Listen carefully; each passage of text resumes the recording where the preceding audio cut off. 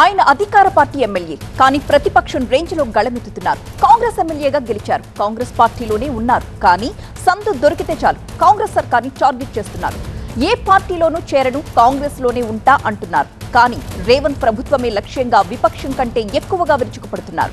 ఇది మునుగోడు కాంగ్రెస్ ఎమ్మెల్యే కోమటిరెడ్డి రాజగోపాల్ రెడ్డి కొన్నాళ్లుగా వ్యవహరిస్తున్న తీరు. ఆయన కమెంట్స్ ఇప్పుడు తెలంగాణ పాలిటిక్స్ లో హీట్ పెంచేస్తున్నాయి. కాంగ్రెస్ ప్రభుత్వంపై ఆ party MLA Rajagopal Reddy X వేదికగా మరోసారి ఇంట్రెస్టింగ్ కమెంట్స్ చేశారు. నియోజకవర్గాలకు ఇవ్వాల్సిన నిధుల విషయంలో రేవంత్ ప్రభుత్వంపై అసహనం వ్యక్తం చేశారు.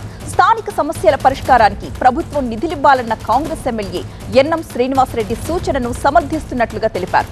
మెజార్టీ ఎమ్మెల్యేల అభిప్రాయం కూడా ఇదేనని భావిస్తున్నానని, ప్రజల జీవన ప్రమాణాలు మెరుగుపరచడానికి అసెంబ్లీ నియోజకవర్గ అభివృద్ధి నిధులు ఉపయోగపడతాయని చెప్పుకొచ్చారు. అంతేకాదు స్థానిక సమస్యల పరిష్కారం కోసం నిధులివ్వాల్సిన బాధ్యత ప్రభుత్వానిది అంటూ రాజగోపాల్ రెడ్డి ట్వీట్ చేయడం చర్చనీయాంశమవుతోంది. ఇక గత మంత్రివర్గ విస్తరణలో కోమటిరెడ్డి రాజగోపాల్ రెడ్డి మంత్రి పదవి ఆశించగా లాస్ట్ మినిట్ లో అది మిస్ అయింది.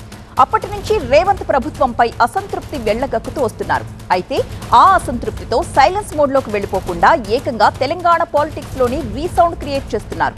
తెలంగాణలోని ప్రతి అంశం మీద రియాక్ట్ అవుతూ డిఫరెంట్ రియాక్షన్స్ ఇస్తున్నారు. ప్రత్యేకించి రేవంత్ సర్కార్ టార్గెట్ గా డోస్ పెంచి మరీ కామెంట్స్ చేస్తున్నారు. ఒక్క మాటలో చెప్పాలంటే స్వపక్షంలో విపక్షం మాదిరి తయారయ్యారు. ప్రతిపక్షం కంటే ఎక్కువగానే ప్రజా సమస్యలపై స్పందిస్తూ ఉండడం మరింత హీట్ పెంచుతోంది. మా ప్రతినిధి రేవంత్ సిద్ధంగా ఉన్నారు లైవ్ లో. రేవంత్, ఈ మధ్య కాలంలో 2 లక్షల ఉద్యోగాలు భర్తీ చేయాలని డిమాండ్ చేశారైనా, అలాగే ఇప్పుడు ఓఆర్ఆర్ అలైన్మెంట్ మారాలంటే సర్కార్ మారాలేమో అంటూ విమర్శలు చేస్తున్నారు. ఈ వ్యాఖ్యలన్నింటినీ ఎలా చూడాలి?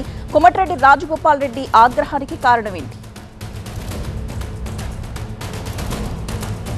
గత కొంతకాలంగా మునుగోడు ఎమ్మెల్యే కోమటిరెడ్డి రాజగోపాల్ రెడ్డి మాత్రం రాష్ట్ర ప్రభుత్వంపై నేరుగా విమర్శల దాడి కొనసాగిస్తున్నారు. అధికార పార్టీలో ఉంటూ అంటే స్వపక్షంలోని విపక్షంగా వ్యవహరిస్తున్నటువంటి పరిస్థితి మనకు కనిపిస్తోంది. ముఖ్యంగా మంత్రి పదవి రాకపోవడంతో నిరాశలో ఉన్నటువంటి అంటే రాజగోపాల్ రెడ్డి నిరాశ చెందారు. అప్పటి నుంచి తన అసంతృప్తిని తీవ్రంగా బహిరంగంగానే వ్యక్తం చేస్తున్నారు. ఈ నేపథ్యంలోనే ప్రతి ప్రజా సమస్యపై కూడా రాజగోపాల్ రెడ్డి తన అభిప్రాయాన్ని వ్యక్తం చేస్తున్నాడు. ఈ క్రమంలోనే ప్రతిపక్షాల కంటే ఎక్కువగా రేవంత్ సర్కార్పై నేరుగా తన విమర్శల దాడిని కొంతకాలంగా కొనసాగిస్తున్నటువంటి పరిస్థితి మనకు కనపడతా ఉంది. ఇటు నిరుద్యోగుల విషయం కానీ, ఇటు RRR విషయంలోనే కాకుండా అన్ని విషయాల్లో కూడా, ప్రతి విషయంలో కూడా రాష్ట్ర ప్రభుత్వం చేపడుతున్నటువంటి ప్రతి పథకం, ప్రతి కార్యక్రమం విషయంలో కూడా తన అభిప్రాయాన్ని కుండబద్దలుకుంటున్నట్టు చెప్తూనే దానిలో లోపాలను కూడా ఎత్తి చూపుతున్నాడు. ఈ విధంగా రేవంత్తో పాటు పార్టీపై కూడా నేరుగా విమర్శల దాడి కొనసాగుతున్న పరిస్థితి కనిపిస్తూ ఉంది. ఈరోజు తాజాగా ఎక్స్ వేదిక ద్వారా తన ట్వీట్ చేసి మరోసారి అంటే రేవంత్ని నేరుగా విమర్శించినటువంటి పరిస్థితి కనిపిస్తూ ఉంది.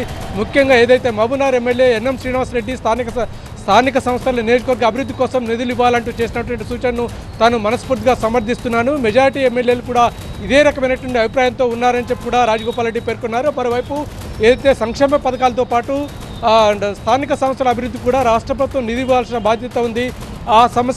ఆ బాధ్యతను ముఖ్యమంత్రి రేవంత్ రెడ్డి గుర్తించాలంటూ కూడా తన ఎక్స్ అంటే ట్వీట్ ద్వారా ట్వీట్ చేసినటువంటి విషయం తెలిసింది. దీంతో సీఎం రేవంత్ రెడ్డితో నేరుగా తన ఫైట్ చేసే పరిస్థితి కనిపిస్తూ ఉంది.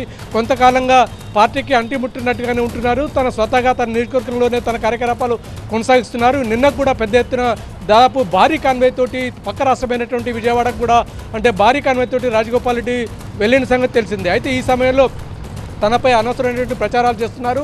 పార్టీ మారుతుందనే దుష్ప్రచారం కూడా కొంత గిట్టని వారు చేస్తున్నారని చెప్తున్నారు.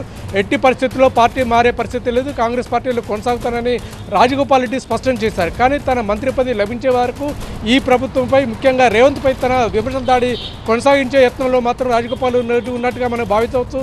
ఎందుకంటే గతంలో పార్టీ హైకమాండ్తో పాటు రాష్ట్ర ప్రభుత్వంలో ఉన్నటువంటి నేతలు కూడా కొందరు హామీ ఇచ్చారు.